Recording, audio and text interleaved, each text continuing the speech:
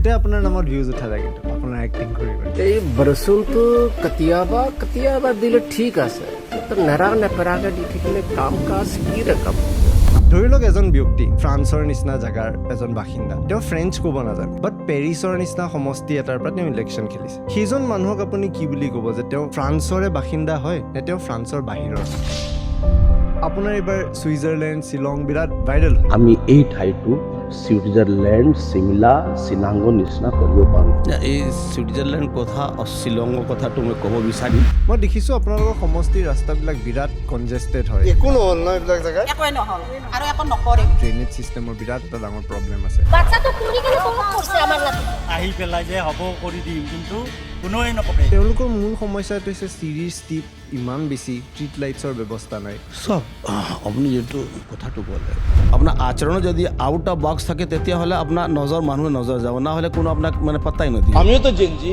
আপনিও জেনজি যদি এরকম যায় তেতিয়াহ'লে চকুত পৰে আপুনি ইমান কথা পাতিলে ইমান লিখিলে ইমান প্ৰচাৰ প্ৰসাৰ হ'ল কিন্তু একো লাভ হোৱা নাই তাৰমানে আপোনাৰ যিটো চিন্তাধাৰা আছিল পদক্ষেপ আছে সেইটো ভুল আছে ভোট লাগে ভোটটো পোৱা নাই এই যিটো ট্ৰেণ্ড যে এটা ৰিলাক্টেঞ্চি নন এছামিজ স্পিকিং কমিউনিটিৰ যে মই অসমীয়া নকওঁ অসমত সদায় এই অনা অসমীয়া সমস্যাটো হয় এদিন ঘটে দুদিন ঘটে মাৰপিট হয় সংঘটিত হয় কিবা হয় তাৰ একো ধৰণৰ কনষ্ট্ৰাক্টিভ চলিউশ্যন নোলায়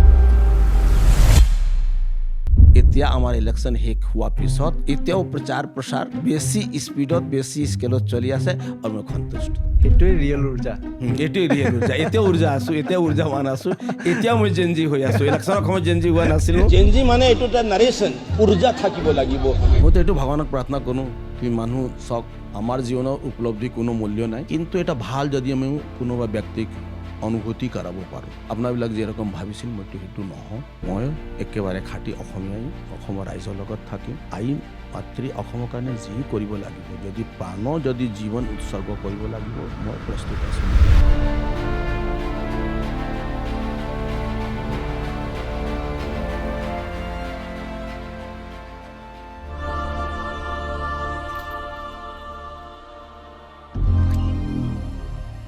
আপুনি কেলকুলেশ্যন কৰাটোৰ মতে মিলিছেনে মিলিছে আপুনি সিমান এক্সপেক্ট কৰিছে 1 লাখ কৰিছিলোঁ 1000 1 লাখ আমাৰ আছিল 1 লাখ ভোট পাম এতিয়া আপুনি কি প্লেন কৰি আছে কি কৰিব প্লানটো কি আছে ৰাইজৰ সেৱা কৰিবৰ কাৰণে আমাৰ সমষ্টি যিবিলাক অভাৱ অভিযোগ আছে সমস্যা সমাধান কৰিবৰ কাৰণে নিজক প্ৰস্তুত কৰিব লাগিব চৰকাৰৰ লগত আলোচনা কৰিব লাগিব দলৰ লগত আলোচনা কৰিব লাগিব আৰু ৰাইজৰ সহায় সহাৰি আশীৰ্বাদ লাগিব এইবাৰ ইলেকশ্যনত যদি আমি চাওঁ যে সাধাৰণতে আমাৰ মুখ্যমন্ত্ৰী ডাঙৰীয়াই ডায়েট কোক খোৱা বিৰাট ভাইৰেল হয় তেনেকুৱা বহুত ক্লিপৰ মাজত আপুনিও এজন এনেকুৱা কেণ্ডিডেট যি ইণ্টাৰনেটত এবাৰ যথেষ্ট ধৰণে ভাইৰেল হৈছে ভাল বেয়া দুটাই আছে মই একদম আৰম্ভণিতে মই বস্তুটো বিৰাট অ'পেন ৰাখিব খুজিছোঁ মই আপোনাৰ পৰা জানিব খোজোঁ যে যিবোৰ কথা আলোচনা হৈ আছিল যি ধৰণে ভাইৰেল হৈ আছিল আপুনি বস্তুটো কি ধৰণে লৈছিল কাৰণ প্ৰেক্টিকেলি আপুনি ফিল্ডত অহাৰ আগতে আপোনাৰ আলোচনা আৰম্ভ হৈ গৈছিল আপুনি নিজে কি ধৰণে লৈছিল এই গোটেই বস্তুখিনি চাওক এটাতো কথা মই ভাল কৰি জানো কি ছ'চিয়েল মিডিয়াত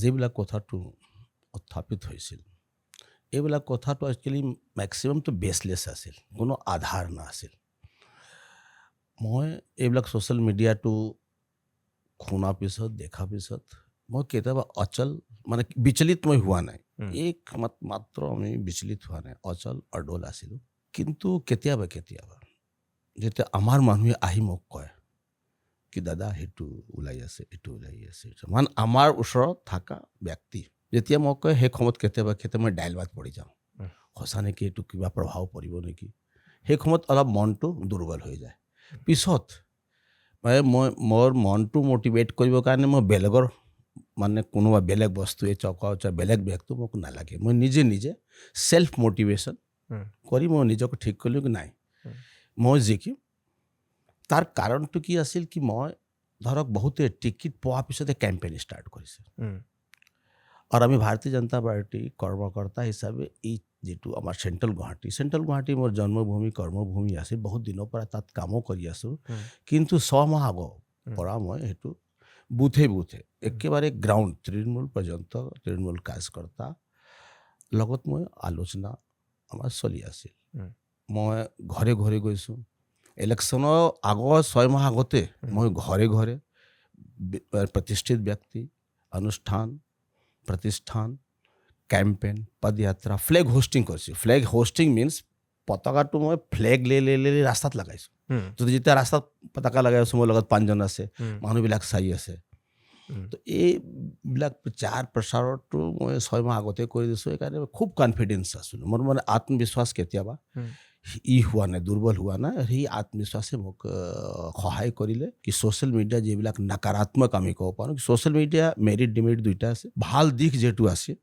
সেইটোতো মই নিশ্চিতভাৱে গ্ৰহণ কৰিব লাগিব কিন্তু যিটো আমাৰ ওপৰত যিটো বেয়া প্ৰভাৱ কৰে আত্মবিশ্বাসটো আমাৰ কেতিয়াবা কমাই দিয়ে সেইখন মই কেতিয়াবা এইটো ছ'চিয়েল মিডিয়াক এইটো স্থান দিয়াই নাই কি মোৰ আত্মবিশ্বাসটো কেতিয়াবা কমে এটা কথা বিৰাট কম আলোচনা হ'ল কিন্তু সেই বস্তুটো আলোচনা হোৱাটো খুব দৰকাৰী যে বিজেপি লাষ্ট 15 বা 10 বছৰত যিটো ধৰণৰ ছিগনিফিকেঞ্চ মানে নেশ্যনেলি হওক ৰিজনেলি হওক ভাৰতত লাভ কৰিছে তাৰে পূৰ্বে বিজেপিৰ যিটো অৱস্থা আছিল ছিংগল ডিজিটত ছিটছ পাইছিল আজিৰ পৰা 30 বছৰ আগৰ পৰা কিন্তু আপুনি বিজেপিৰ এজন কাৰ্যকৰ্তা হিচাপে কাম কৰিছে বিভিন্ন পদ চম্ভালিছে আৰু অসমত থাকি আপুনি বিজেপিৰ প্ৰচাৰ যেতিয়া BJP was not a trend তেতিয়াৰ পৰা আপুনি কৰি আছিল আৰু আজিৰ তাৰিখত বিজেপিত নতুন বিজেপি পুৰণি বিজেপি বহুত আলোচনা হয় তেনেকুৱাৰ মাজত আপুনি নাভাবেনে বহুত সময় লাগি গ'ল আপোনাক টিকেটটো দিওঁতে নে আপুনি ভাবে যে this was the right time eventually ইয়াৰ এটা কথাটো মই কওঁ কি আমাৰ ভাৰতীয় জনতা পাৰ্টি 2007 প্ৰমোদ মহাজন ডাঙৰীয়া ইয়াত প্ৰভাৰী হৈ আছিল সেই সময়ত মই টিকেট বিচাৰিছোঁ মানে মোক চিম্পলি তেখেতক ৰিকুৱেষ্ট কৰিছোঁ তেখেতে মোক মাতি ক'লে বিজয় গুপ্তা এইবাৰ তুমি টিকেট নবিচাৰিবা কিয় এইবাৰ বিজেপি আসন নাপায় 2011ত বিজেপি মানে গ্ৰাফটো উঠিব আৰম্ভণি হ'ব বিজেপি আমি ফাইট কৰি আছোঁ জাষ্ট এটা বেছ প্ৰিপেয়াৰ কৰিবৰ কাৰণে ভাৰতীয় জনতা পাৰ্টি বেছ প্ৰিপেয়াৰ কাৰণে in the year of 2006 Pramod Mahajan তুমি 2006 পিক কংগ্ৰেছ মানে তেখেতে প্ৰভাৰী আছিল আমাৰ নিৰ্বাচন প্ৰভাৰী আছিল SS আহলুৱালিয়া আমাৰ সংগঠনৰ প্ৰভাৰী আছিল মোক ক'লে কিনা টিকেট চিকেট তুমি বিচাৰিব নালাগে তুমি আমাৰ লগত থাকা কিয় তাত সেই সময়ত কাম কৰা ব্যক্তি বহুত কম আছিল তো তেখেতে কি চিন্তা কৰিলে তেখেতে কৈছে কি তুমি মোৰ লগতে ৰাত দিন থাকা মোৰ যিবিলাক কাম তুমি কৰি যোৱা 2011ত মই তোমাক টিকেট দিম তোমাৰ ঠিক আছে 2011 তোমাৰ গ'ল 2011ত তেখেতে মানে 2007 ইয়াৰ পৰা যোৱাৰ পিছতে তেখেতৰ মৃত্যু হ'ল তেখেতৰ ভাইৰ তাৰপিছতে এইটো থাকিয়ে গ'ল আৰু তেখেতৰ লগত মোৰ খুব ভাল এটা সম্বন্ধ আছিল 2011তো বিজেপিৰ ভাল পাৰফৰ্মেঞ্চটো হোৱা নাই তো 2011লৈকে আমি চিন্তাই কৰা নাছিলোঁ 2014 যেতিয়া মোদীজী প্ৰধানমন্ত্ৰী হ'ল আমাৰ চৰকাৰ হ'ল ভাৰত চৰকাৰ হ'ল সেই সময়ৰ পৰা অলপ পলিটিক্সত মানে ইলেক্ট্ৰল পলিটিক্সত অহা মানে আৰম্ভণি হ'ল ঠিক 2014 পিছত 2016 টিকেট বিচাৰিছিলোঁ কিন্তু আপুনি জানে মিত্ৰদল মিত্ৰতা আমি ত্যাগ কৰিব লগা হ'ল আমাৰ সমষ্টি পশ্চিম গুৱাহাটী AGPক দিয়া হ'ল উপায় নাই উপায়বিহীন তথাপি সেই সময়ত মোক কালাইগাঁও দলে অফাৰ কৰিছিল কিন্তু কোনোবা এটা কাৰণত এনাউন্সমেণ্ট হোৱা নাই আমি সন্তুষ্ট ঠিক আছে নেক্সটত হ'ব 2021ত টিকেট বিচাৰিছোঁ ছেইম কণ্ডিশ্যন এলায়েন্স AGP মিত্ৰদল মিত্ৰতা এইবিলাক কথাত 2021 গ'ল 2026 যদি আমাৰ কাৰ্যকৰ্তাই কওক ৰাইজে কওক চবে কৈছে কিনা আমাক চেণ্ট্ৰেল গুৱাহাটী আফটাৰ ডেলিমিটেশ্যন AGP নালাগে স্পষ্টভাৱে কাৰ্যকৰ্তা একেবাৰে খুব এগ্ৰেছিভ হয় আৰু ৰাইজৰ য'ত যাওঁ দাদা এইবাৰ আপুনি আনক বিজেপিক লাগে আমাক নালাগে বিজেপি এই চিটটো বিজেপিক লাগে বিজেপিক লাগে প্ৰায় আমি যদি 100 জন লগ পালোঁ 95 জন ব্যক্তিয়ে আমাক ক'লে কি AGP আমাক নালাগে তেতিয়াহ'লে মোৰ অলপ সাহস হ'ল ছাৰ্ভে হ'ল ছাৰ্ভেতে আমি খবৰ পাই থাকোঁ ছাৰ্ভে হৈ আছে মোৰ নামটো ৰাইজে কৈ আছে কাৰ্যকৰ্তা কৈ আছে দলে আমাক ছাৰ্ভেটো পেনেল হ'ল পেনেলত 3জন নাম গ'ল মোৰ নাম ওপৰত আছিল দলে চিন্তা কৰি দিলে আৰু মই জিকি আহিছোঁ এইটোও কাৰণ হ'ব পাৰে নেকি যে ডিলিমিটেশ্যনৰ পিছত এই সমষ্টিত বেছিভাগ মানুহ নন এছমি স্পিকিং হয় তাৰ কাৰণে এটা ডেফিনেটলি এটা বেনিফিট বিজেপিৰ কাৰণে হৈ যাব ভোট কনচলিডেশ্যনৰ কাৰণে চাওক এটা দলৰ কোৰ ভোট বেংক থাকে আৰু আপুনি যিটো কৈছে কি বিজেপি আজিতো বিজেপিক ভাষা ভাগিয়ে কওক ধৰ্ম কওক ধৰ্ম মই ঠিক নহয় সম্প্ৰদায়ৰ কথা যদি কওক চবেই বিচাৰে কিয় 10 বছৰ আমাৰ চৰকাৰ ভাল কাম কৰিলে মোদীজী 2014 পৰা 2026 12 বছৰ কাম হ'ল, যথেষ্ট কাম হৈছে। এইবিলাক কাম আৰু দলৰ যিটো নীতি, আমাৰ যিটো আদৰ্শ, নিষ্ঠা, দৰ্শন, ৰাইজৰ মাজত এটা শ্ৰদ্ধাৰ ভাৱটো উৎপন্ন কৰিলে। এই দুইটা মেইন কাৰণ। ডিলিমিটেশ্যনৰ পিছত ঠিক 3টা ভাষা ভাষী যদি আমি চাওঁ, আমাৰ সমষ্টিত বেংগালী স্পিকিং পিপুল প্ৰায় 60% আছে। 50% 60 ঠিক মই কেলকুলেশ্যনটো কৰি অহা নাই, বাট মোৰ দেন কিন্তু মোৰ দেন হাফ। অ'কে, বাকী থাকি গ'ল 2টা ভাষা ভাষী। তাৰে ভিতৰত লাৰ্জেষ্ট যদি আমি কওঁ, তো লাৰ্জেষ্ট পপুলেশ্যন হিন্দীত আছিল, তাৰপিছত অসমীয়া মানুহ আছিল। কিন্তু আমি বেংগালী মানুহতো আমি এইবাৰ 92, 93, 94% ভোট কাষ্ট হ'ল। তাৰে ভিতৰত মই প্ৰায় 98% ভোট পালোঁ। এতিয়া হিন্দী ভাষী যদি আমি কথা চিন্তা কৰোঁ, যিটো মানে বেপাৰিক যিটো সংগঠন, চাই বেপাৰিক ক্ষেত্ৰ যিটো আছে, চাই বেপাৰ বাণিজ্য কৰা ব্যক্তি, মই কামৰূপ চেম্বাৰৰ ভাইচ প্ৰেচিডেণ্ট আছিলোঁ। কয়েকটা অনুষ্ঠান প্ৰতিষ্ঠানৰ মই সভাপতি। 15 বছৰৰ পৰা একেবাৰে মানে সভাপতি চেঞ্জ নহয়, বাকী চব চেঞ্জ হৈ যায়। ভাল আছিল ৰিলেশ্যন। এইবিলাক মানুহ আমাক ভোট দিছে, তাতো আমি প্ৰায় 98%, যিমান ভোট পাল হ'ল 98% পাইছোঁ। এতিয়া যদি আমি আহোঁ কি মানে আমাৰ অসমীয়া ভাষা ভাষী, সেইটো মই ইমান আমাৰ বিৰুদ্ধে ইমান প্ৰচাৰ চলিল, অসমীয়া অসমীয়া জেনজি আৰু কিবা মানে অনেক ধৰণৰ এক প্ৰকাৰৰ মানে অপপ্ৰচাৰ দুষ্প্ৰচাৰ হৈছিল। কিন্তু ভোটটো আমাৰ, তাতেও আমি দেখিছোঁ কি 90% আমি ভোট পাইছোঁ অসমীয়া মানুহ। এতিয়া তেখেতে পাইছে 38,000 চামথিং। এইটো ভোট কাৰ মই হিচাপ কৰিছোঁ কোনটো বুথত। তো আমি দেখিছোঁ এটা কংগ্ৰেছৰ যিটো পৰম্পৰাগত যিটো ভোট বেংক আছিল, আমাৰ আদিনগেৰি পাহাৰত আমি চাইছোঁ, সেইটো আগৰ পৰা কংগ্ৰেছ ইমান পায়। মীৰাবাই ঠাকুৰ যেতিয়া ইলেকশ্যন খেলিছিল, তাৰ আগতে মানুহ আমাৰ পাৰ্লিয়ামেণ্টত যদি আমি চাওঁ, মীৰাবাই ঠাকুৰ 2বাৰ ইলেকশ্যন খেলিছে। সেই সমষ্টি মানে ইষ্ট মানে এই পশ্চিম গুৱাহাটী হ'লেও আমাৰ এই কয়েকটা বুথ, কয়েকটা ৱাৰ্ড মিলাই যদি হিচাপ কৰিছোঁ, ইমানেই ভোট পাইছে। তেখেতে ভোট বেছি পোৱাই নাই। তো এইটো কংগ্ৰেছৰ এইটো যিটো পৰম্পৰাগত ভোট সেইটোৱে পাইছে। কিন্তু নন কংগ্ৰেছ ভোট যিটো আমি কওঁ, এইটো ফুল্লি মই পাইছোঁ। তাত জাতি, ধৰ্ম, সম্প্ৰদায়, ভাষা নিৰ্বিশেষ আমি ভোটটো পাইছোঁ। আপুনি এনেই ফুৰি চুৰি ভাল পায়নে? হয়, ফুৰিব যায়? যাওঁ। মানে মই ইউজুৱেলি এই কথাটো এইকাৰণে সোধোঁ যে পলিটিচিয়ানছৰ আমি দেখোঁ যে এটা পাব্লিক লাইফ মেইনটেইন কৰাটো খুব টান। তেওঁলোকে পুতুককৈ দেখাব নোৱাৰে যে আমি ক'ৰবাত ফুৰিব গৈ আছোঁ। সাধাৰণতে আজিকালি ছ'চিয়েল মিডিয়াৰ যুগততো আৰু অলপ সাৱধান হ'ব লাগে।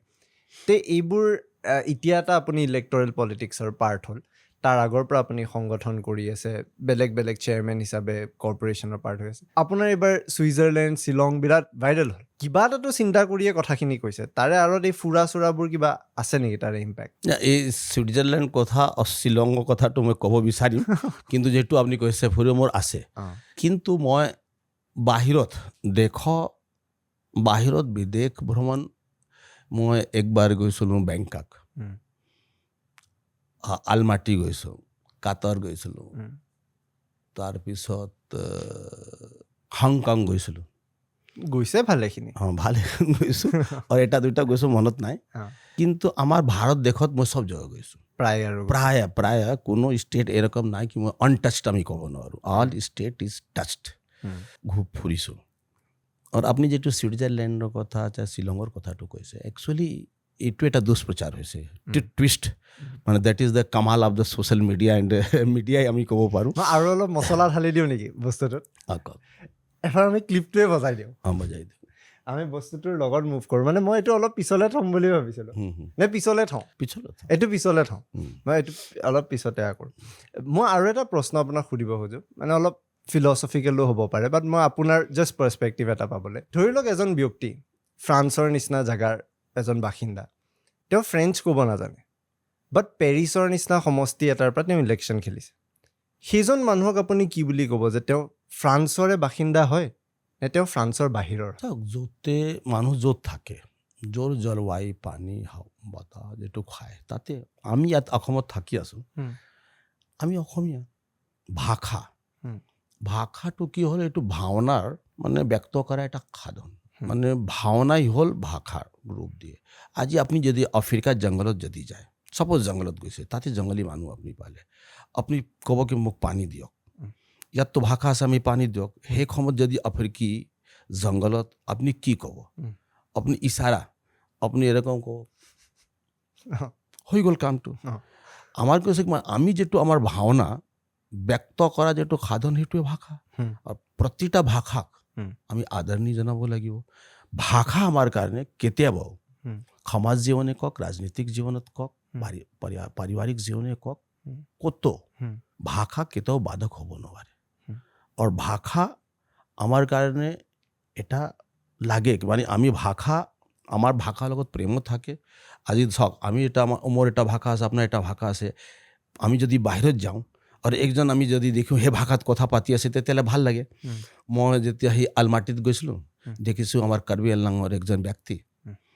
তাত অসমীয়াত কথা পাতি আছে মোৰ বৰ ভাল লাগে মই ওচৰত গৈছোঁ ভাই আপুনি ক'ৰ পৰা অসমত আমাৰ এটা চিনাকি হৈ যায় আমাৰ ভাষা প্ৰতি স্নেহ থাকে মৰম থাকে আৰু এইটো থাকিব এইটো স্বাভাৱিক কিন্তু ভাষাই কেতিয়াবা আমাক বাধা দিব নোৱাৰে আপোনাৰ ব্যক্তিগত উত্থানৰ কাৰণে চাহে আমাৰ আই মাতৃ অসমৰ কাৰণে যদি আমি আই মাতৃৰ সন্তান আমি অসমত থাকি আছোঁ যিয়ে ভাষা আমি কিয় নকওঁ সেই ভাষা আমাৰ আই মাতৃ সুৰক্ষাৰ কাৰণে আই মাতৃ বিকাশৰ কাৰণে আই মাতৃক স্বাৱলম্বী বনাবৰ কাৰণে আমি যি ধৰণে ভাষা আমি ক'ব পাৰোঁ সেই ভাষাটো আমি প্ৰয়োগ কৰিব লাগে আপুনি তাক বাধা হিচাপে মানে নাচায় নাই বাধা কেতিয়াও ভাষা মানে কেতিয়াও বাধা হ'ব নোৱাৰে কোনো ভাষা কোনো বাধক হিচাপে নাই সেইটোতো আমাৰ কাৰণে প্ৰেৰণা আমাক আগবঢ়াই দিয়ে যদি আমি কোনো ভাষাত ইজি আছোঁ তেতিয়াহ'লে এক্সপ্ৰেশ্যন ভাল হ'লে মানুহ ভাল কৰি বুজি পায় ধৰক আজি মই আপোনাৰ লগত কথা পাতি আছোঁ অসমীয়াত পাতি আছোঁ আমাৰ মাতৃভাষা হিন্দী আছে যদি মই হিন্দীত কওঁ তেতিয়াহ'লে ইয়াত ঠিকেও ভাল কয় মোৰ মা যেতিয়া মোক জন্ম দিছিল সেই সময়ত প্ৰথম তেখেতে যিটো শব্দ আমাক দিলে সেই মা প্ৰেম তাত থাকে সেইটোৱে মাতৃভাষা কয় মাতৃভাষা মানে মায়ে যিটো মোক দি গ'ল প্ৰথম তো এই মাক যেতিয়া আমি মা লগত যিটো প্ৰেম এই প্ৰেমৰ কোনোবা ব্যক্তিৰ লগত আপুনি সেইটো হ'ব নোৱাৰে তো এই প্ৰেম যিটো আমি কওঁ প্ৰেমে ভাষা জননীয় হয় ভাষা প্ৰতি আমাৰ প্ৰেম আছে তো প্ৰেমটো থাকিলে তো আমি ভাষা প্ৰতি আমাৰ মৰম থাকিব শ্ৰদ্ধা থাকিব আমি আমাৰ মাজত মাতৃ যিটো আমাক কৈ গ'ল সেই মাতৃ প্ৰেমৰ আধাৰত যদি কিবা এটা আমি যেতিয়া ক'ব যাওঁ তেতিয়াহ'লে নিশ্চয় অন্য ভাষা থেকে এই ভাষাটো আমি বেলেগক সেই ভাষাটো আমি ক'ব পাৰোঁ এক্সট্ৰাঅৰ্ডিনাৰী বহুত মানুহ আহে 5টা ভাষা 10টা ভাষা ক'ব পাৰে মই হ'ব পাৰোঁ কি মই 5টা ভাষা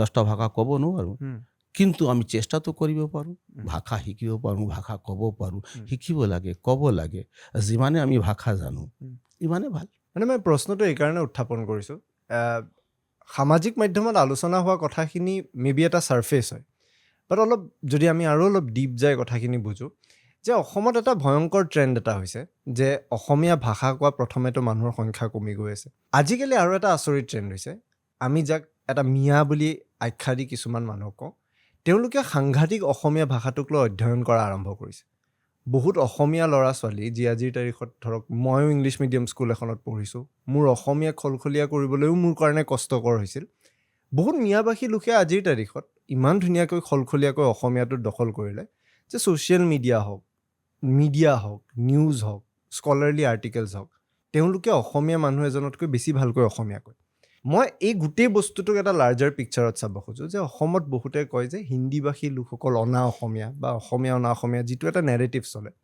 মই ধৰি লওঁ যে আজি আপুনি 100 বছৰতকৈ বেছি বছৰ আপোনাৰ প্ৰজন্ম গুৱাহাটীত ডাঙৰ হৈছে আপোনাৰ তাত সম্পূৰ্ণ অধিকাৰ আছে আপুনি নিজকে অসমীয়া বুলি চিনাকি দিয়ে যদি কালি আপোনালোকৰ নিচিনা আমাৰ নিচিনা মানুহখিনিয়ে অসমীয়া ভাষাটো এই মিয়াখিনিতকৈ খলখলীয়াকৈ ক'ব পাৰে তে ন' ডাউট এই মিয়াখিনি অসমীয়াৰ ওপৰত অত্যাচাৰ চলাব নোৱাৰে বা যিটো এটা জনগাঁথনিৰ সলনিৰ কথা আমি ভাবুকি দিছোঁ এইটো নোৱাৰে কিন্তু এটা বস্তু আমি মন কৰোঁ যেতিয়া মই ধৰক ফেঞ্চিৰ উদাহৰণ দিওঁ ফেঞ্চি বজাৰলৈ যেতিয়া যাওঁ বা যেতিয়া স্পেচিফিকলি নন এছামিজ স্পিকিং কমিউনিটিজৰ সেই অদূষিত অঞ্চলবোৰত যাওঁ তিনিচুকীয়া হ'ল ডিব্ৰুগড় হ'ল বা গুৱাহাটী হ'ল ইৰেছপেক্টিভ অফ দ্য প্লেচেছ আমি দেখোঁ এটা ৰিলাক্টেঞ্চি থাকে যে অসমীয়াত কথা পাতিবলৈ অলপ টান পায় বেছিভাগ অসমীয়া মানুহ গৈ পেলাই হিন্দীত কথাটো পাতে সেই ট্ৰেণ্ডটো কিছুমান সময়ত মই ভুল হ'ব পাৰোঁ, বাট মোৰ কেতিয়াবা ভয় লাগে সেই বস্তুটোৱে যে তাৰ কাৰণে আমি অসমীয়াখিনি অসমত মাৰ্জিনেলাইজড হৈ যাম।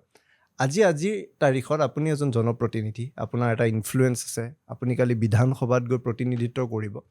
এই যিটো ট্ৰেণ্ড যে এটা ৰিলাক্টেঞ্চি নন এছামিজ স্পিকিং কমিউনিটিৰ যে মই অসমীয়া নকওঁ বা সেইটো আলোচনা কৰিব নোখোজে, এই গোটেই লাৰ্জাৰ নেৰেটিভটোৰ কথা কি ভাবে? মই এতিয়ালৈকে যিখিনি কথা চাওক, আপুনি যিটো কথাটো ক'লে এইটো লাৰ্জাৰ ইণ্টাৰেষ্টৰ কাৰণে আজিকালি খুব চিন্তাৰ বিষয় হৈছে।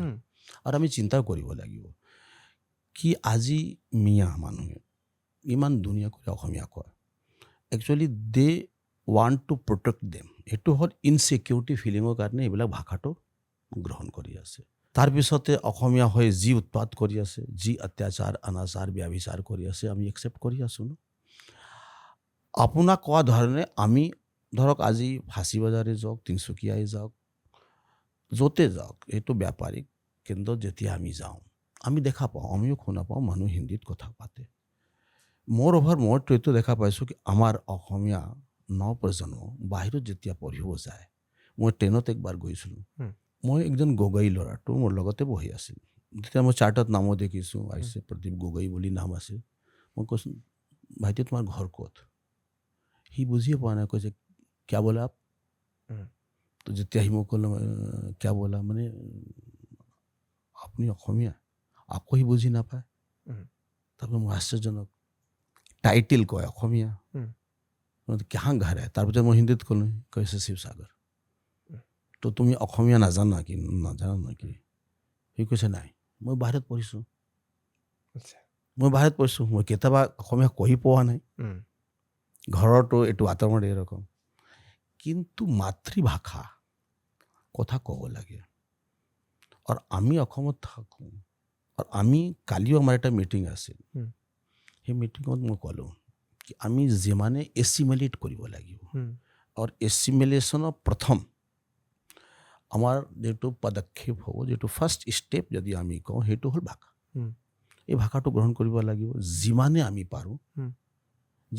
পাৰোঁ এই ভাষাত আমি কথা পাতিব লাগিব। এইটো হ'লেই আমিও ফ্লুৱেণ্টলি কথা ক'ব পাৰোঁ, নিজক ক'ব পাৰোঁ, কোনো ব্যক্তিৰ পৰা, কোনোবা সংগঠনৰ পৰা বিৰোধ নহ'ব, আৰু আমি নিৰ্বিৰোধ হৈ যাব পাৰোঁ। তো ময়ো বিচাৰোঁ আপোনাক কোৱা নিচিনা কি মানুহ আহক, যোনে অসমত থাকি আছে, অসমীয়া ভাষা গ্ৰহণ কৰক, অসমীয়া ভাষাত কথা পাতক, অসমীয়া ভাষাক আদৰ সৎকাৰ শ্ৰদ্ধা সহকাৰে আমি নিব লাগে। আৰু আমি ভাষাৰ জৰিয়তে আমাৰ যিটো একনিষ্ঠতা আছে, আমি একনিষ্ঠ হ'ব পাৰোঁ, আমি একত্ৰিত হ'ব পাৰোঁ, আমি বৃহত্তৰ অসমীয়া সমাজ গঠন কৰিব পাৰোঁ, সেইটো প্ৰয়োজনীয়। আৰু আপোনাৰ লগত একমত হয় ময়ো বিচাৰোঁ। তাৰ কাৰণে এটা কথাটো কওঁ, আমি খালি আলোচনা কৰিলে নহ'ব। যোনে অসমীয়া ক'ব নাজানে তাক অসমীয়া শিকাব লাগিব। তাৰ কাৰণে আমি ফ্ৰী কোচিং কৰিব লাগিব। মোৰ সেইটো পৰিকল্পনা আছে কি যোনে অসমীয়া ক'ব নোৱাৰে, চাই মই যদি ভাল কৰি ক'ব নোৱাৰোঁ, মই সেইটো চেষ্টা কৰিব লাগিব। বেলেগক ক'ব লাগে তুমি চেষ্টা কৰা, ফ্ৰী কোচিং দিবৰ কাৰণে। মানে আমি এটা এৱেৰনেছ ক্ৰিয়েট কৰিব লাগিব, মৰম দিয়ে, প্ৰেম দিয়ে, স্নেহ। কিন্তু খালি এই যে বিৰোধ কৰি, আন্দোলন কৰি, হোৰ্ডিং মানে আপুনি দোকানত যিটো চাইনবোৰ্ড লগাইছে, সেইটো দোকানত গৈ চাইনবোৰ্ডটো ভাঙি পেলালোঁ, গালাগালি কৰিলোঁ। তো এই গালাগালি কৰি চাইনবোৰ্ডটো ভাঙি দিলে কোনোবা অসমীয়া নচিকে, তাক শিকাব লাগিব, মৰম কৰিব লাগিব, তুমি শিকা। তো এইৰকম আমি এটা কেম্পেইন ষ্টাৰ্ট কৰিব পাৰোঁ। আৰু আমি যদি মৰম কৰোঁ, স্নেহ কৰোঁ, কেম্পেইন ভাল ধৰণে যদি কেম্পেইন কৰোঁ, নিঃশুল্ক আমি যদি কোচিং ইনষ্টিটিউট কৰিব পাৰোঁ ভাষাৰ কাৰণে, কিয় আজিতো আপুনি চাওক জাৰ্মানী ভাষাটোতে পঢ়াই আছে, ৰাছিয়ান লেংগুৱেজতো হৈ আছে, ক্লাছ হৈ আছে। এৰকম আমি যদি ক্লাছ কৰাওঁ, যোনে ক'ব নোৱাৰে, যোনো বাহিৰৰ পৰা আহিছে, কিয় আমি এছিমিলেশ্যন প্ৰচেছটো আছেই। অসমতো প্ৰায় মানুহতো বাহিৰৰ পৰা আহিছে। আপুনি যদি চাই অসমৰ একেবাৰে আজি বুৰঞ্জীত যদি যায়, ইতিহাস যায়, বহুত মানুহ চবতো বাহিৰৰ পৰা আহি ভাষাকৰণ যিটো আমাৰ মিডিয়াম আছে, মিডিয়াম লেংগুৱেজটো শিকিছে। এইটো শিকা প্ৰয়োজন আছে, শিকিবই লাগিব, ক'বই লাগিব। তাৰ কাৰণে আমি এটা পৰিৱেশ নিৰ্মাণ কৰা উচিত। আৰু সেই পৰিৱেশ নিৰ্মাণ কৰিবৰ কাৰণে যি আমাক কৰিব লাগে, মানে এটা কনষ্ট্ৰাকটিভ ৱে, মানে সকাৰাত্মকভাৱে নকাৰাত্মকভাৱে নাই কি আমি এইটো কৰিব লাগে জোৰ জবৰদস্তি একো নহয় যদি আপুনি জোৰ জবৰদস্তি কৰে তেতিয়াহ'লে মানুহে আপোনাক বেয়া পাব তো বেয়া পালে তো একো গ্ৰহণ নকৰে যদি আপোনাৰ লগত মই প্ৰেম কৰোঁ আপোনাক যদি মৰম কৰোঁ আৰু আপোনাক যদি কওঁ সেইটোত কৰা তেতিয়াহ'লে আপুনি মানিব আৰু যদি জোৰ জবৰদস্তি কৰোঁ দাদাগিৰি কৰোঁ তেতিয়াহ'লে কোনে নামানে তো আল্টিমেটলি আমাক লাগে কি আমাক লাগে চবে কওক এই ভাষাটো শিকক ক'ব লাগিব তেতিয়াহ'লে আমি মৰম স্নেহ জৰিয়তে এই আমাৰ ভাষাখন তেখেতক ক'ব লাগিব কি আপোনালোকে এই ভাষাটো গ্ৰহণ কৰক আৰু আমাৰ অসমীয়া ভাষা আমি অসমত থাকোঁ আমাৰ ভাষা অসমীয়া আৰু চবেই এইটো যদি কওঁ তেতিয়াহ'লে আমাৰ সেই মিয়াও কথাটো তাত থেকে মানে আজি মিয়াই আমাৰ থেকে ভাল কয় তেতিয়াহ'লে ক'ব নোৱাৰিব তো এইটো আমাৰ দোষ আৰু আমি সেইটো দোষ স্বীকাৰ কৰি আমি কিবা কৰা প্ৰয়োজন আছে আৰু মই এইটো চেষ্টা কৰিম মানে কেতিয়াবাতো আপুনিও এই বস্তুটো চাগে ফিল কৰে কাৰণ পলিটিকেলিতো আপুনিও গ্ৰাউণ্ডত ঘূৰি থাকিব লাগে এইবোৰ চিম্পল বস্তু হ'ব পাৰে বাট অন আ লাৰ্জাৰ ইণ্টাৰেষ্ট এইটো এটা গৈ ট্ৰেণ্ড হৈ যায় এটা জেনেৰেশ্যনৰ পিছত এটা জেনেৰেশ্যন গুচি যায় আৰু যদি এটা সময়ত ৰিফৰ্মটো নাহে তেতিয়াহ'লে বস্তুটো কেতিয়াও মানে প্ৰব্লেমে হৈ থাকিব সমস্যাটোৰ সমাধান আজি আজি চাওক এটা কথাটো এক্সাম্পল দিব বিচাৰিছোঁ মই এক্সাম্পলে দিব আছোঁ মই কোনো সেইটো লজিক মানে মই নিজক প্ৰটেক্ট কৰিব বিচৰা নাই কিন্তু লাৰ্জাৰ ইণ্টাৰেষ্টত মই কৈছোঁ কিয় মই আগতে কৈছোঁ কি আই মাতৃ অসমৰ সুৰক্ষা আমাৰ কাৰণে এইটো মেইন এজেণ্ডা আমাৰ আছে তাৰ কাৰণে ভাষা এতিয়া আজি হাফলং ক'ত আছে অসমত আছে তাতে মিডিয়াম কি আছে হিন্দী আছে তাতে আমি চেষ্টা কৰিব লাগিব কি আমি মানুহবিলাক গৈ ক'ব লাগে কি ভাই অসমীয়াত কওক ভাষণ অসমীয়াত দিব লাগিব মইতো যেতিয়াই যাওঁ হাফলঙত মই মানুহবিলাক কথা পতাৰ সময়ত অসমীয়াতো কথা পাতোঁ হিন্দী এইবিলাক ষ্টাৰ্ট কৰিলে মই উত্তৰ অসমীয়াত দিওঁ এইৰকমতো হ'ব ন সেনেকৈ হ'ব হয় কিন্তু আমি এইটো কৈ দিওঁ কি না এইটোতো তেখেতেৰে হিন্দীয়ে কয় সেইটো হ'ব নালাগে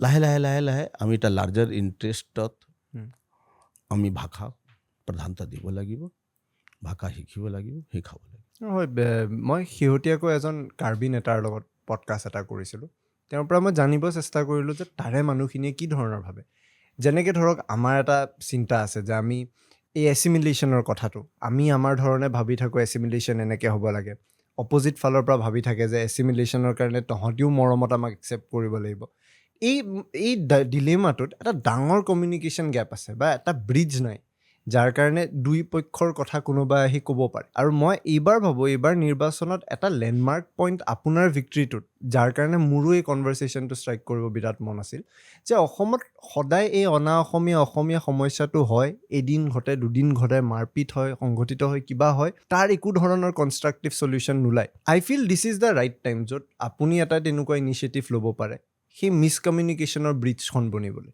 ইটছ ট্ৰু এই মিছকমিউনিকেশ্যন মিছপ্ৰপেগেণ্ডা নকৰি আমি সেইটো চিন্তা কৰক অতি প্ৰয়োজন কি আমি কনষ্ট্ৰাক্টিভ ৱেজ কি আমি কৰিব পাৰোঁ আমি এটা এজেণ্ডা প্ৰিপেয়াৰ কৰিব লাগিব ষ্টেপ বাই ষ্টেপ কি প্ৰথম আমি কি কৰিলে ভাল হ'ব কিয় আমাৰ গ'ল আমাৰ যিটো লক্ষ্য আছে নিৰ্ধাৰিত কৰিব লাগিব আমাৰ ভাষাৰ কাৰণে আমি লক্ষ্য নিৰ্ধাৰিত কৰিম সেইটো পাবৰ কাৰণে আমি এটা এরকম একটা পদ্ধতি স্টেপ 1 মানে স্টেপ 1 খুব লাইটলি আমি যাওঁ তাৰপিছত আকৌ এক স্টেপ 2 তো আমি এইটো কৰিলে মানে ষ্ট্ৰেটেজি এটা বনাব লাগিব আৰু স্টেপ 1 স্টেপ 2 স্টেপ 3 কৰি আমি কাম কৰিব লাগিব আৰু তাত মৰম স্নেহ তো লাগিব কিবা এটা যদি আমি চেঞ্জ কৰিব বিচাৰি আৰু চেঞ্জ কৰিবই লাগিব চেঞ্জ কৰিব বিচাৰোঁ মৰম স্নেহত আমি সেইটো কাম কৰিব পাৰোঁ মোৰ এটা পৰিকল্পনা আছে কি মোৰ সমষ্টিত যোনে বেলেগ ভাষা ভাষী মানুহ আছে ঘৰতো অলপ অভ্যাস কৰক অসমীয়া বাতৰি কাগজটো আমি আনি পঢ়াৰ চেষ্টা কৰক বেলেগক শিকাব লাগিব মই জানো কি এইটো বাধা কেতিয়াবা নাহে যদি আমি এইটো প্ৰয়োগ কৰিব বিচাৰোঁ আহক আমি যেৰকম আজি মই এটা কথাটো আপোনাক এই সন্দৰ্ভত ক'ব বিচাৰিছোঁ খুব মিলে আমাৰ দেও ভাষা সংস্কৃত আছে সংস্কৃত কিমান মানুহ জানে ইয়াতে নাজানে কোনে প্ৰয়োগ কৰে কি আমাৰ কামত আহে কিন্তু বেদ বিদ্যালয়, মই কালি এটা বেদ বিদ্যালয় গৈছিলোঁ, তাত দেখিছিলোঁ এই আমাৰ 10 বছৰৰ পৰা আৰম্ভণি কৰি 22-23 বছৰৰ ল'ৰা পালোঁ, নৱপ্ৰজন্ম ইমান ধুনীয়া কৰি সংস্কৃতত কথা পাতি আছে। আমাৰ মিটিং হ'ল, মিটিঙৰ মঞ্চ সঞ্চালকৰ পৰা ভাষণ দিয়া প্ৰতিজন ব্যক্তি সংস্কৃতত কথা পাতিছে। বহুতে আধাটো বুজিয়ে পোৱা নাই, কিন্তু ভাষা শুনি ভাল লাগিল। মানে দেও ভাষাটো আৰু সেইটো একদম কাণত ইমান মানে মধুৰ লাগিছে, ইমান সুন্দৰ লাগিছে কি নিজৰ মানে আত্মা আৰু মন ইমান আনন্দিত হৈ গ'ল, মানে আনন্দৰ কোনো সীমা নাই। কিন্তু সংস্কৃত আমি নাজানো, সংস্কৃত কোৱা মানুহ তাত খুব কম আছিল, বুজা মানুহ কম, শুনা মানুহ কম, তথাপি আমাৰ এটা আনন্দ সৃষ্টি হ'ল। ঠিক এই ধৰণে আজি অসমীয়া ভাষা যিমান ভাষা আছে তাৰে ভিতৰত এটা মধুৰ ভাষা আছে। আৰু ইয়াত মানে সংস্কৃতৰ পৰা আহিছে যি আপোনাৰ শব্দ বিন্যাস কওক, শব্দ যিটো ভাণ্ডাৰ আছে, ইমান ভাল ভাল এটা শব্দ আছে কি বেলেগ ভাষাত আপুনি নাপাব, বিচাৰি নাপায়। তো সেইটো আমাৰ কাৰণে মানে খুব ভাল এটা ভাষা, কৰ্ণপ্ৰিয়, আনন্দ দিয়া ভাষা, আনন্দিত হয় মানুহ, শুনাৰ পিছত আনন্দিত হয়। বাহিৰৰ পৰা বহুত মানুহ আহিছিল, যেতিয়া শুনে কয় ভাল লাগে আমাক, অলপ শিকি গ'ল, 3 মাহ মানুহ থাকিয়ে শিকি গ'ল, ইয়াৰ পৰা অলপ অলপ ক'ব ষ্টাৰ্ট কৰিছে। তো অলপ অলপ যদি ক'ব বিচাৰে, ভাঙিও অসমীয়া যদি কয় ভালে লাগে, শুনিও ভাল লাগে। কিন্তু আমি আৰম্ভণিটো কৰিব লাগিব। আমি আলোচনা কৰিলে, ঘৃণা কৰিলে, দ্বেষ কৰিলে, ঈৰ্ষা কৰিলে এইটো সমস্যা সমাধান নহ'ব, বলকি সেইটো আৰু বৃদ্ধি পাব। তো আমাৰ মাজত এছিমিলেশ্যন প্ৰচেছ ষ্টাৰ্ট কৰিব লাগিব, আৰু ভাষা জড়িত কৰিব লাগিব। আমি ক'বও লাগিব কি ভাই এইটো তুমি শিকা, শুদ্ধ কৰা, কথাটো কোৱা।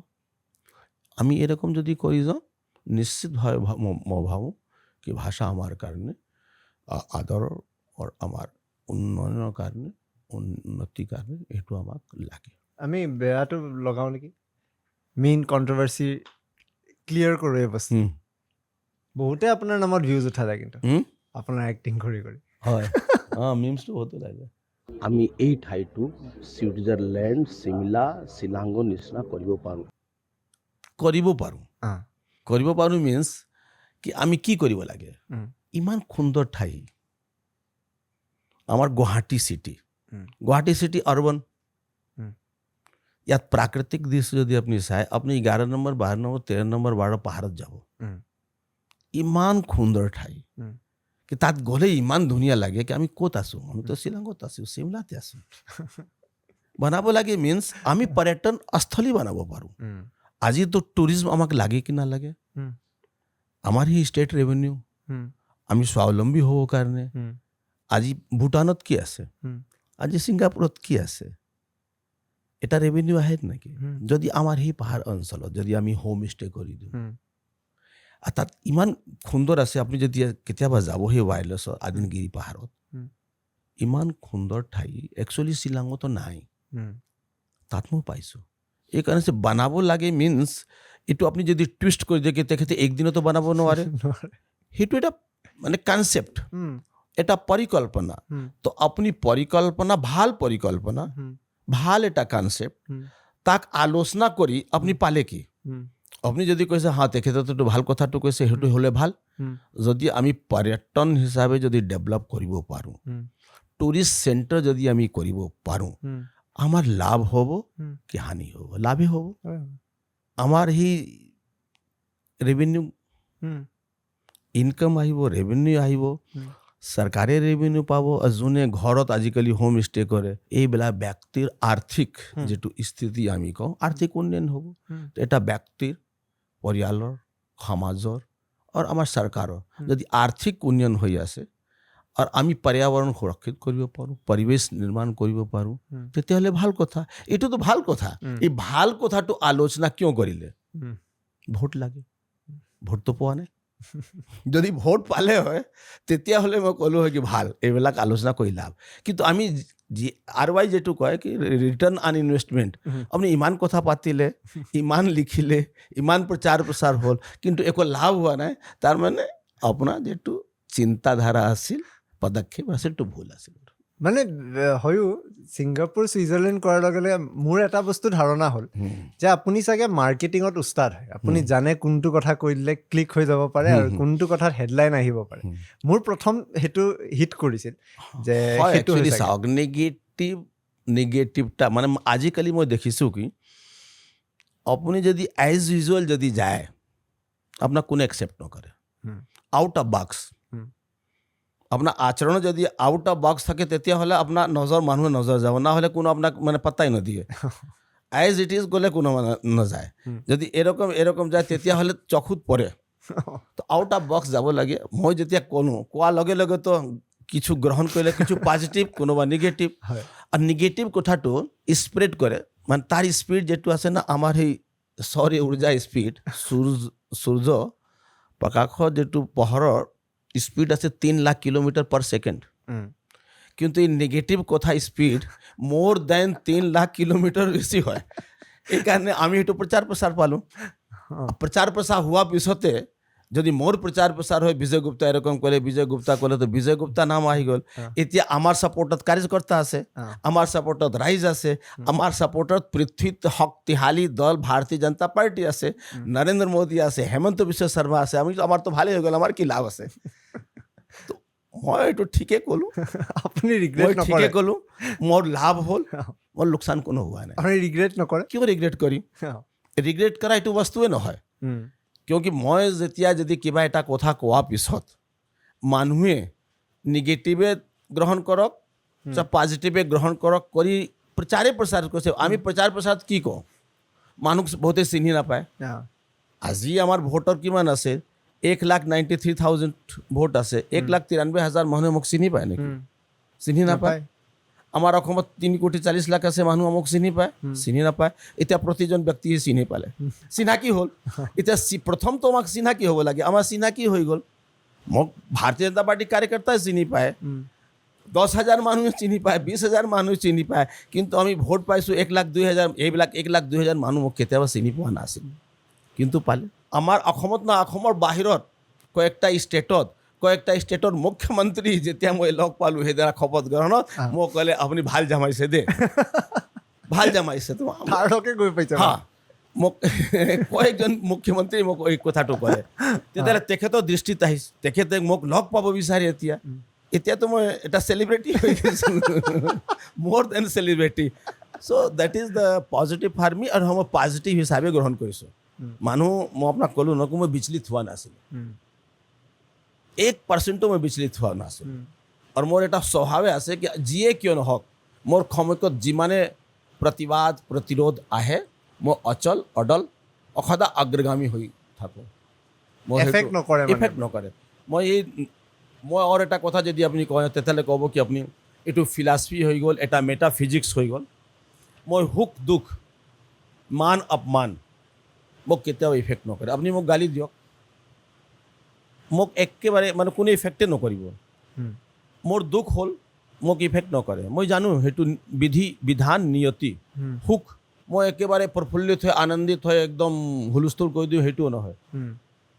মানে দুখ আহিব, জীৱনত দুখো আহে সুখো আহে। মান অপমান দুইটা আমি পাওঁ, মান সন্মান দুইটাই আমি পাওঁ, অপমানো পাওঁ। কিন্তু অপমান কোনে ফিল কৰে? আপোনাক মই গালি দিলোঁ, আপুনি অপমানিত ফিল কৰিব কেতিয়া? যেতিয়া আপুনি ইগোত থাকিব। মোৰ ইগোই নাই, মোৰ অভিমান নাই, এইকাৰণে মই অপমান কেতিয়াবা ফিল নকৰোঁ। অপমান কোনে ফিল কৰিব? যাৰ অভিমান থাকে, ইগো থাকে, ঘমণ্ড থাকে। মোক সেইটো ক'লে মই তাক চাম, মই এৰি নদিওঁ তাক, তেতিয়াহ'লে দুখ আহিব। মোক ক'লে ভাল, হাঁহি ধেমালি কৰি ওলাই গৈছোঁ, কৈ থাকক। তো মই নিজক অপমানিত কেতিয়াবা ফিল কৰা নাই। হিউমিলিয়েশ্যন মই কেতিয়াও ফিল নকৰোঁ। ধৰিও নাৰাখে তাৰমানে, সেইটো ভাল গুণ। ধৰি ৰাখিব নালাগে। মই একচুৱেলি লিডাৰশ্বিপৰ কথা আপোনাৰ লগত পডকাষ্টৰ কথাটো পাতি আছোঁ। এটা লিডাৰশ্বিপত মানে 8-9টা কেৰেক্টাৰ আছে। সেই এটা কৰি মই কৈ দিওঁ, খুব সংক্ষেপত কওঁ। একজন লিডাৰ ডিচিজন, যিটো আমি কওঁ কি আমি নিৰ্ণয় কৰা শক্তি, বহুতে নাজানে কি এতিয়া আমি ডিচিজন নিব নোৱাৰে বহুতে। তো নিৰ্ণয় কৰা এটা শক্তি লাগে। তাৰপিছত কয় পাৱাৰ টু ডিছক্ৰিমিনেট, পৰখনে কি শক্তি, মানে আমি মানুহ দেখিলে আমি চিনি পাওঁ কি মানুহজন কোন। সেইটো এটা শক্তি লাগে। তৃতীয়টো আছে কি পাৱাৰ টু ফেচ, মানুহ কিবা এটা পৰিস্থিতি আহিলে সেইটো আমি ফেচ কৰিব পাৰোঁ, that is called the power of fetch. চতুৰ্থ যিটো এচিমিলেশ্যন কথাটো, পাৱাৰ টু এচিমিলেট, আপুনি মোৰ সন্মুখত আহিছে, আপোনাৰ আৰু মোৰ মাজত কোনো অন্তৰে নাই, আমি আপোনাৰ মাজত সোমাই যাম, আপুনি আপোনাক মই আপোনাৰ মাজত সোমাই দিম, that is the power of assimilation. তাৰপিছত আমি সহন শক্তি, পাৱাৰ অফ দ্য টলাৰেঞ্চ, যিহেতু মই যদি মোৰ ধীৰজ আছে, পাৱাৰ অফ পেচেঞ্চ, আমাৰ পেচেঞ্চ আছে, আমাৰ টলাৰেঞ্চ আছে, এইবিলাক শক্তি। আৰু power to assimilate, power to face, power to discriminate, power to জাজ and power to take the decisions, এইবিলাক বস্তু যদি কোনোবা ব্যক্তিত থাকে সি লিডাৰ হ'ব পাৰে। আজি মাননীয় মুখ্যমন্ত্ৰী হেমন্ত বিশ্ব শৰ্মাক চাওক, নৰেন্দ্ৰ মোদীক চাওক, অমিত শ্বাহক চাওক, বিভিন্ন স্থিতি পৰিস্থিতি আহে, কথাও কয়, কেতিয়াবা আপোনাৰবিলাক কথা শুনি ক'ব পাৰে এই মানুহজনে কি কথাটো ক'লে, আৰু এই মানুহজনৰ ধীৰজ কিমান, এই মানুহজনৰ পেচেঞ্চ কিমান, ইমান টলাৰেঞ্চ পাৱাৰ ক'ত আছে। And power to cooperate also', এটা আৰু এটা পাৱাৰ লাগে, পাৱাৰ টু কোঅপাৰেশ্যন। আমি আপোনাক সহায় কৰিব বিচাৰোঁ কিন্তু সহায় কৰিব নোৱাৰোঁ, মই বিচাৰোঁ অন্তৰত আছে কি মই সহায় কৰিব লাগে কিন্তু কৰিব নোৱাৰোঁ, তো তাৰ কাৰণে এক্সিকিউশ্যন কৰিব কাৰণে পাৱাৰ লাগে, that is the power to cooperate, সহযোগ কৰা শক্তি, সহায় কৰা শক্তি লাগে। এইবিলাক নেতাৰ গুণ, আৰু আমি এইবিলাক গুণ দেখা পালোঁ নৰেন্দ্ৰ মোদী, অমিত শ্বাহ, আমাৰ ডক্টৰ হেমন্ত বিশ্ব শৰ্মা, সৰ্বানন্দ সোণোৱালো। কেতিয়াবা এৰকম এসিমিলেট হয়ে যায় কি লাগে আমাৰে মানুহ নাকি, খুব আধ্যাত্মিক। আৰ এটা আধ্যাত্মিক কথা মোৰ মুখৰ পৰা ওলাল, আৰু এটা লাইন ক'ব বিচাৰোঁ কি আমাৰ শাৰীৰিক বিকাশ হৈছে, we are developing our body.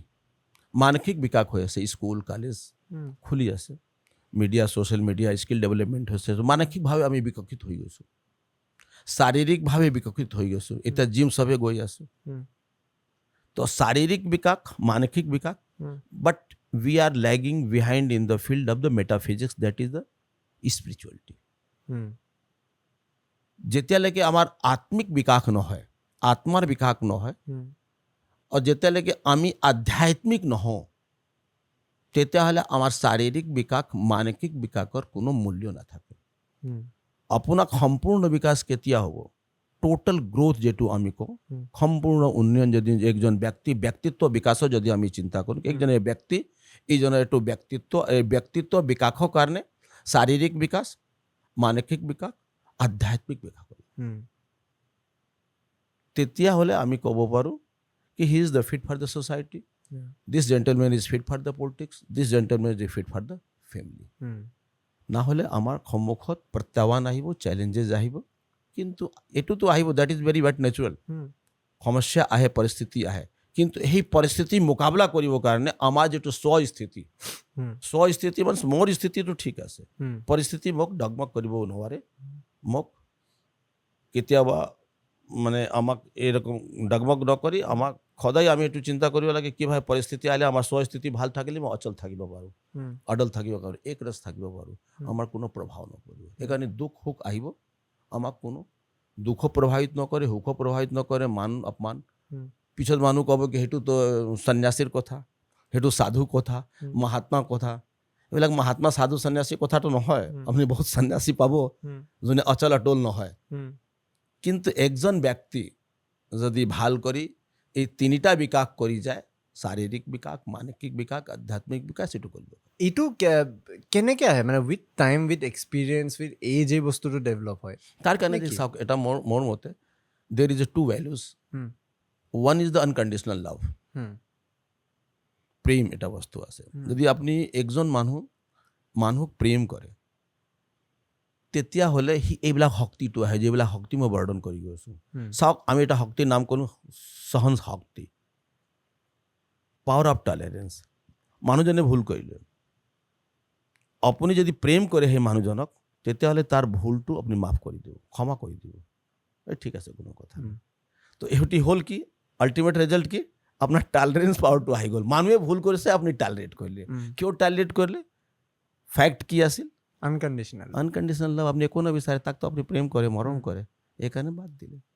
তো number one is the love, and second is the peace, শান্তি। আপুনি যি হৈ আছে হ'ব দিয়ক,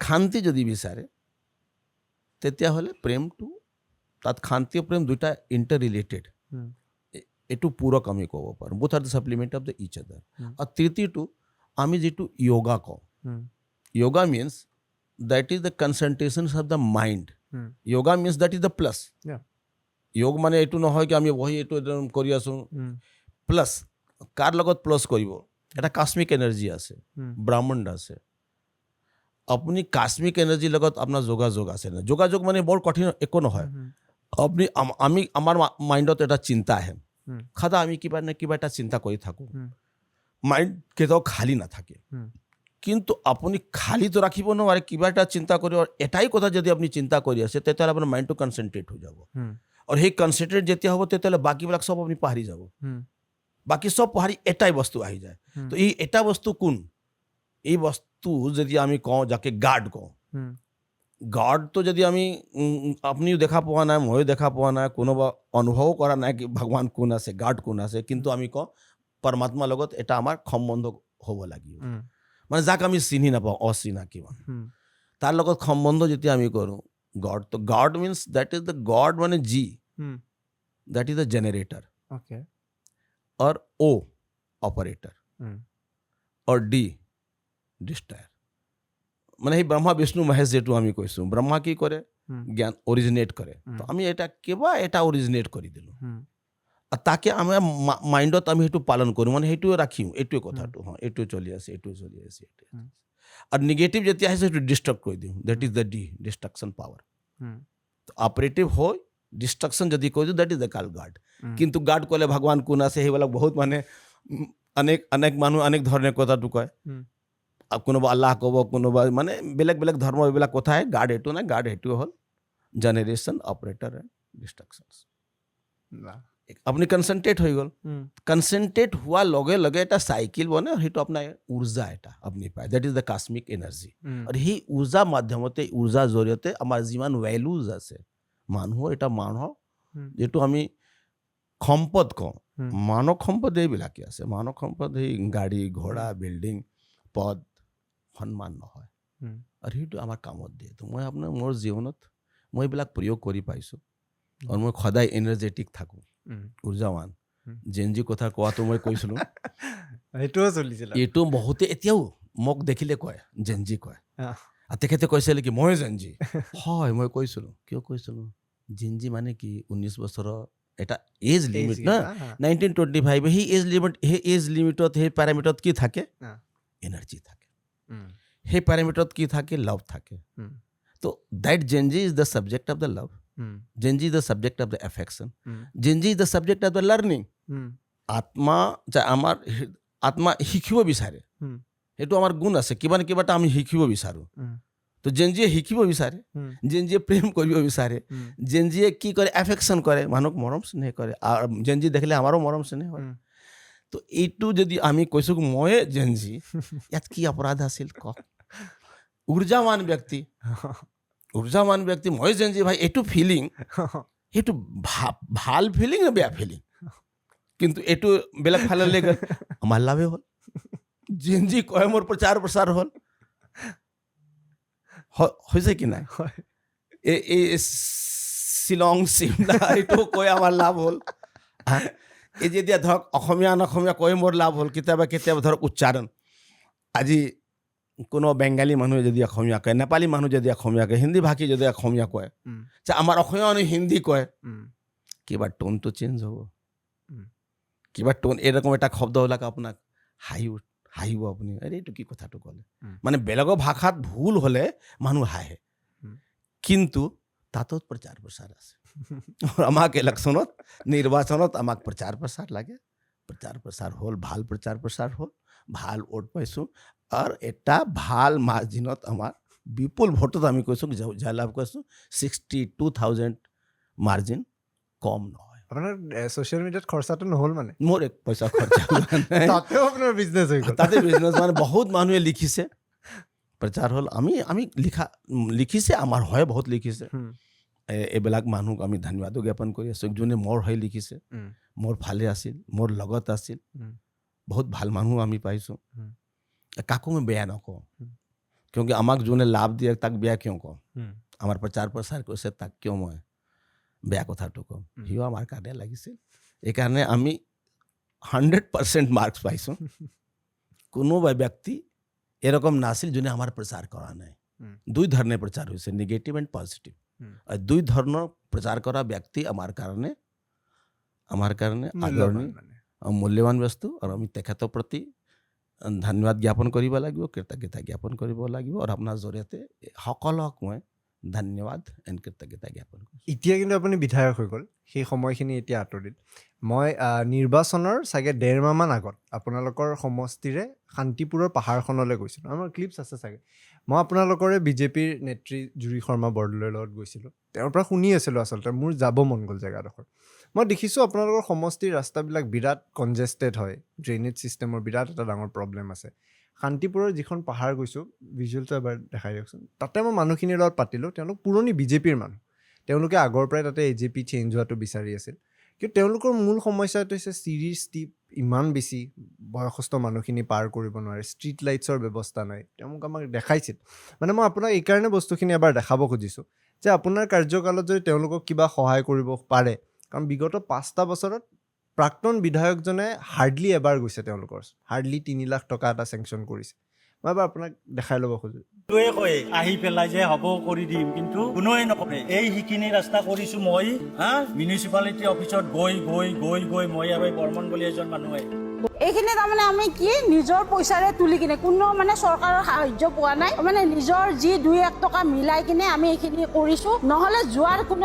অৱস্থাই নাছিলে লাইটৰো সুবিধা নাই ৰাস্তাৰ অৱস্থা বেয়া পানী নাই গোটেইখিনি অসুবিধা তাৰমানে হয় সঁচা আপুনি এইটো দেখালে ইয়াত ঠিকে বেয়া মই দেখি আহিছোঁ নিজে মই এটা মোক ক'লে সেইটা ওপৰত নামঘৰ আছে আৰু আমাৰ সেই ইলেকশ্যন কেম্পেইনত মই যিমান নামঘৰ মন্দিৰ মঠ মই গৈছোঁ চেষ্টা কৰিছোঁ কি মই যাব পাৰে এটা মন্দিৰত কৈছে কি দাদা তাতে বহুত মানুহ ৰখি আছে বলক তো মই কৈছোঁ কালি আহিম কৈছোঁ না দাদা অলপ সময় দিয়ক তো মই সেই কালি আহিম কিয় কৈছোঁ জানে বহুত ওপৰত দেখিছোঁ মই তাৰপিছত মানুহ একেবাৰে জোৰ কৰি মোক ক'লে না দাদা যাব লাগে মই যেতিয়া উঠি গ'লোঁ তাত মানে উঠি যোৱাৰ পিছত মই এইটো মোৰ কষ্টটো হ'ল কিন্তু কিৰকম মানুহ উঠি যায় ৰাস্তা নাই মানে এটা ভৰি উঠাই এটা ভৰি যদি ৰাখি শ্লিপ হৈ যাব তাত কণ্ডিশ্যন মই এই 3টা ৱাৰ্ডৰ যিটো কথাটো উল্লেখ কৰিছোঁ কি আমাক প্ৰকৃতিয়ে তাত বহুত দিলে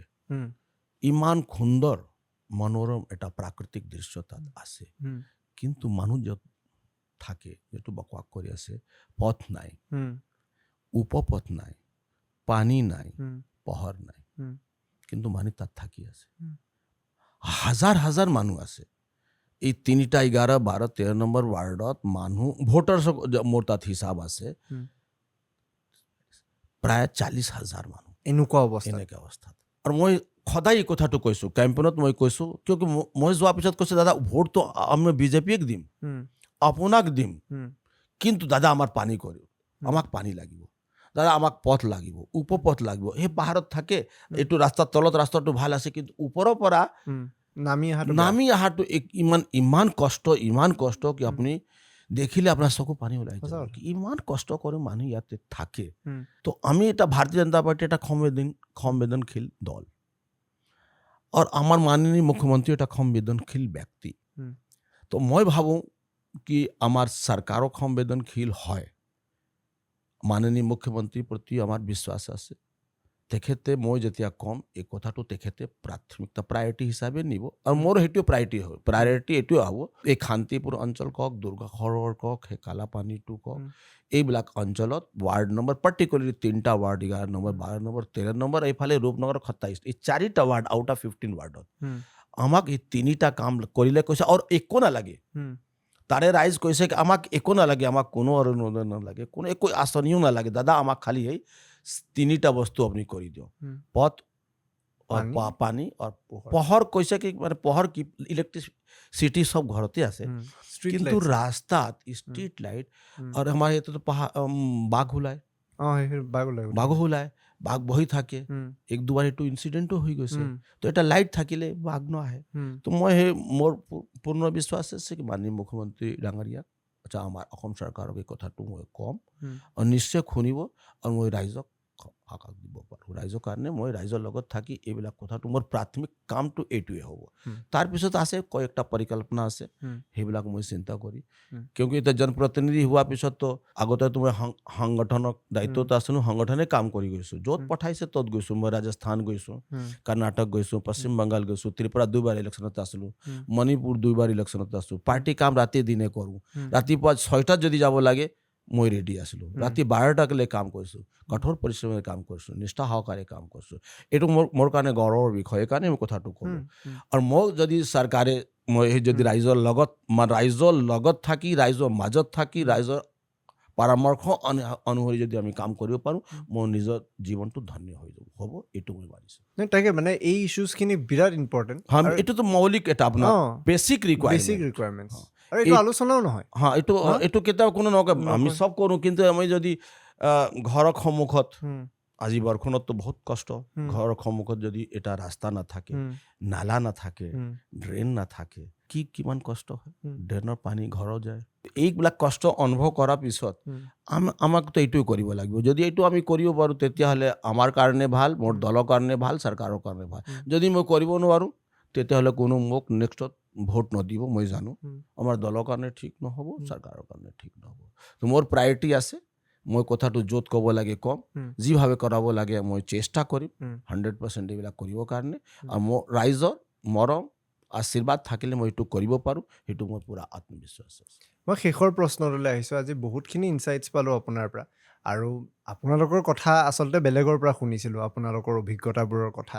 আৰু এইবাৰ সামাজিক মাধ্যমত হয়তো 1% কথা আলোচনা হৈছিল কিন্তু আপোনাৰ বেক ষ্টৰি বহুত কম মানুহে জানে আপুনি কেনেকৈ সংগঠন কৰি আহিছিল আৰু মোৰ সেইখিনি বস্তু জানিব বেছি মন আছিল আৰু আজি এই এপিছ'ডটোৰ পৰা মই বহুতখিনি ইনচাইটছ পালোঁ আপোনাৰ ওপৰত চ' থেংক ইউ ফাৰ্ষ্টলি সেইটোৰ কাৰণে মোৰ লাষ্ট কুৱেশ্যনটো এইটো যে ৰিগাৰ্ডলেছ এই পলিটিকেল ছাকচেছ এই কণ্ট্ৰভাৰ্চিছবোৰ যেতিয়া ৰাতি আপুনি নিজৰ ৰুমটোত অকলে থাকে আৰু অকলে বহি আপুনি কথাবোৰ নিজে আলোচনা কৰে যেতিয়া আপোনাৰ নিজৰ ফেমিলি হিষ্ট্ৰী খুলি চাই 1925ত চাগে মোৰ ভুল হোৱা নাই আপোনালোকৰ মোৰ দেউতা 1925 আছে শ্বিলঙত আহিছিল আৰু মোৰ birth place Shillong undivided Assam আছিল সেই সময়ত শ্বিলংটো আমাৰ অসমৰ ৰাজধানী আছিল তাৰে পৰা আপুনি যেতিয়া হিষ্ট্ৰী চাই আপুনি ফেঞ্চি বজাৰখন ডেভেলপ হোৱা চাগে আপুনি আমাতকৈ বহুত বেছি ভালকৈ দেখিছে আমিতো দেখাই নাই আমি সৰু হৈ আছোঁ আমি যিখন গুৱাহাটী দেখি আছোঁ সেইখন অলৰেডি এখন মডাৰ্ণ গুৱাহাটী কিন্তু সেই পুৰণি অসমৰ সেই দিছপুৰ কেপিটেল হোৱাৰ আগৰ গুৱাহাটীখন আপোনালোকে ভালকৈ দেখিছে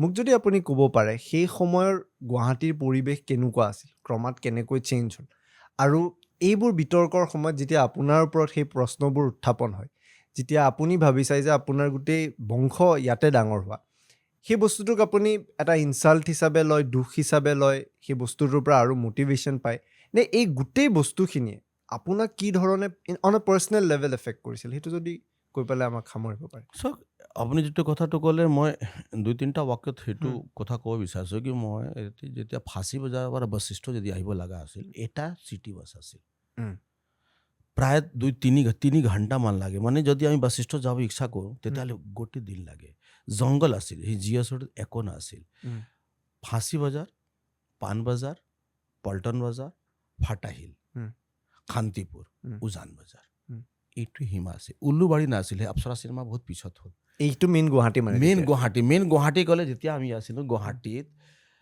পাণ বজাৰ উজান বজাৰ পল্টন বজাৰ ফাঁচী বজাৰ শান্তিপুৰ কুমাৰপাৰা ফাটাহিল এই এৰিয়া গুৱাহাটী আছিল বাকী এই এৰিয়া বাহিৰত যিমান আছিল জংঘল আছে পাথাৰ আছিল ৰাস্তাও নাছিল কিন্তু আপুনি আজিৰ গুৱাহাটী যদি আপুনি চাই 30 কিলোমিটাৰ পেৰিফেৰি আছে এইফালে এয়াৰপোৰ্ট আৰু এইফালে একেবাৰে যোৰাবাটলৈকে যাওক এইফালে যালে আপুনি উজান বজাৰ নুনমাটিলৈকে যাব পাৰে আৰু এইফালে যদি আমি যাওঁ একেবাৰে কাটাবাৰী আদিনগিৰি পাহাৰ পামহিলৈকে এই যি এৰিয়া জিঅ'গ্ৰাফি ইমান উন্নয়ন হ'ল ইমান উন্নত হ'ল আমাৰ মানে আমি ভাবা নাছিলোঁ এই ধৰণে এটা বিকাশ হ'ব উন্নয়ন হ'ল আমি এটা বিকাশৰ পথত আছোঁ আগবাঢ়ি আছোঁ কিন্তু তাৰে মাজত এইবিলাক যিটো ছ'চিয়েল মিডিয়াত এইবিলাক যেটা কথাটো ওলাইছে আজি গুৱাহাটীৰ ডেভেলপমেণ্ট মোৰ চকুত হৈছে এটা ক্ষণ এটা পল মোৰ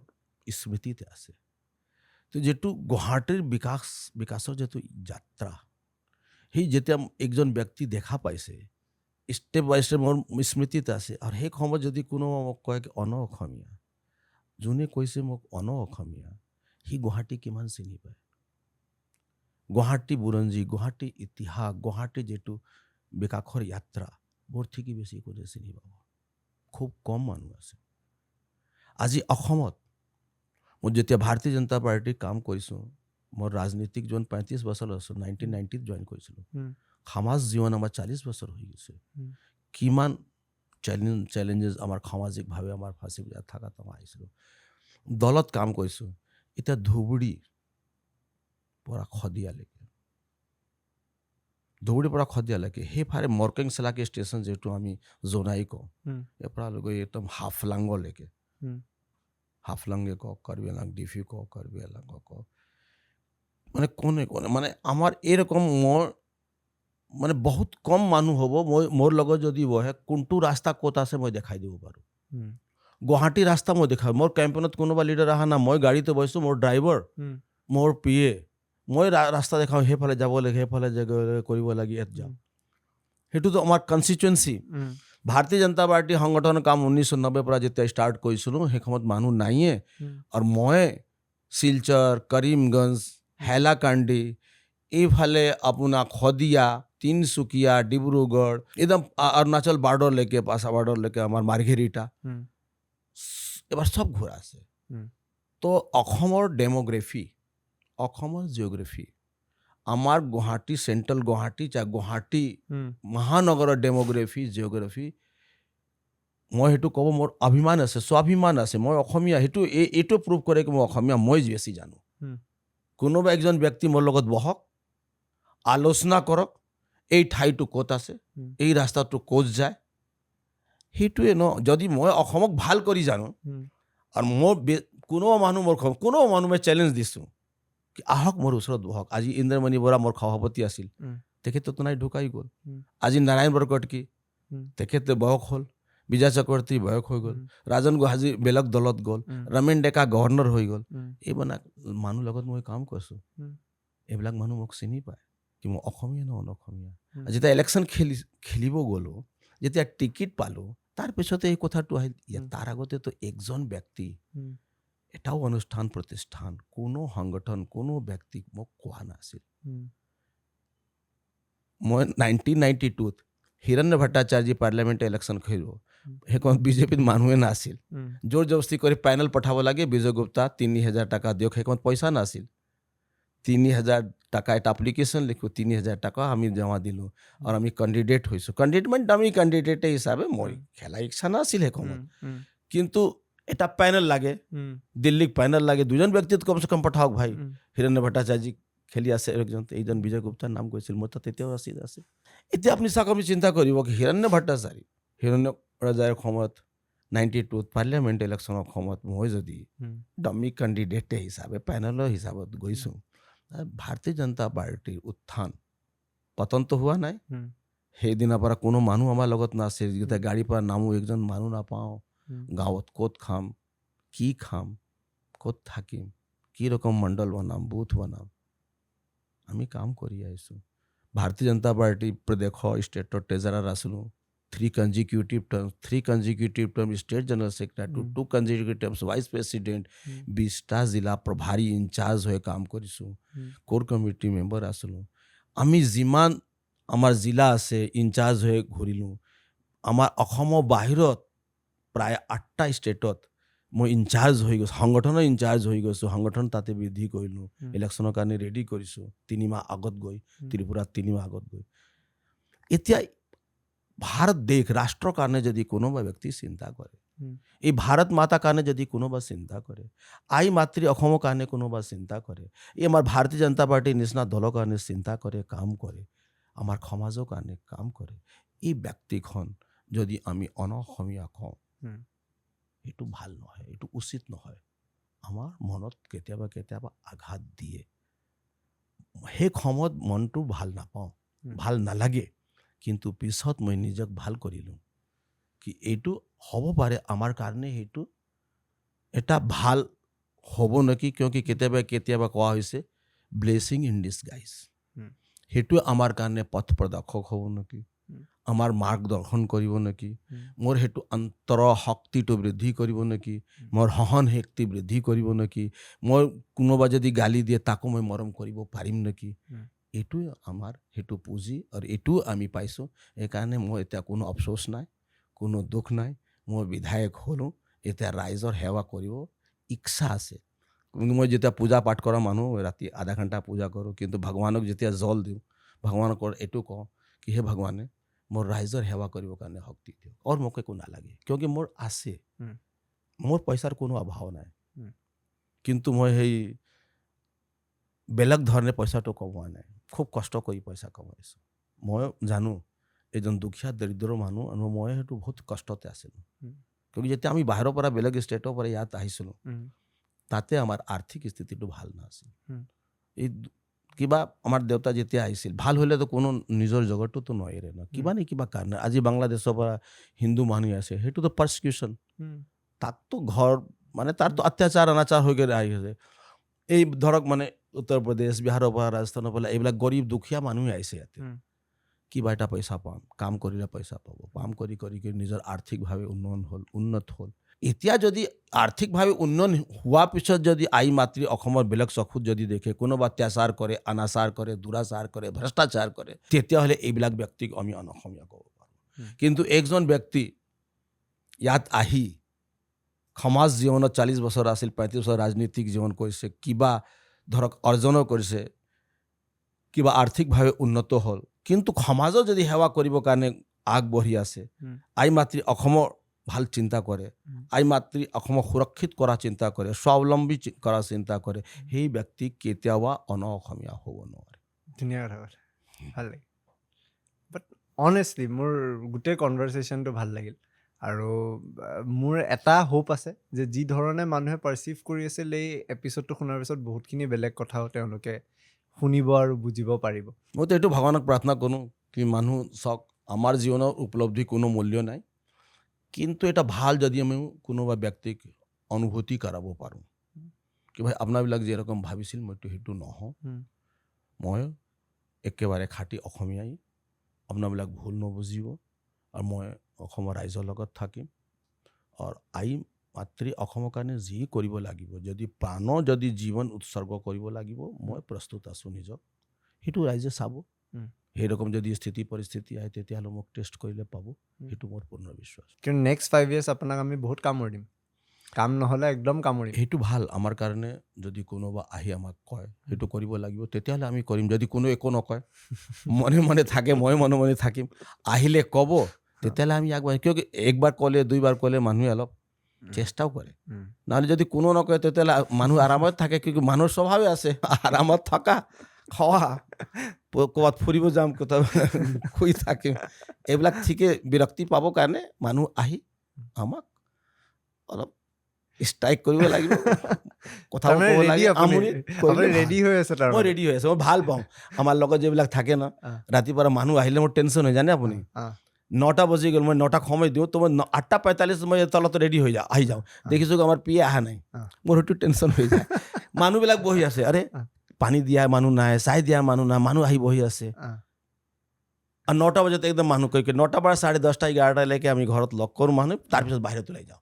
আৰু 10টাত যেতিয়া ওলাই গৈছোঁ ৰাতি 10টাত পাওঁ, পুৰা বাহিৰত থাকে। ইলেকশ্যন শেষ, এতিয়াতো চব কোনো কাম নাই, কিন্তু কেম্পেইনত সময়ত যিমান মই কেম্পেইন কৰিছোঁ, যিমান কষ্ট কৰিছোঁ, তাত থেকে বেছি এটা কেম্পেইন মোৰ চলি আছে এতিয়া। আপুনি যদি আমাৰ ফেচবুকে যদি চাই এক্টিভিটিজ পাই যাব আপুনি, যিমান বিহু আছে মোৰ নিমন্ত্ৰণ য'ত আছে মই চব বিহুত গৈছোঁ, এটা বিহু বাদ পৰা নাই।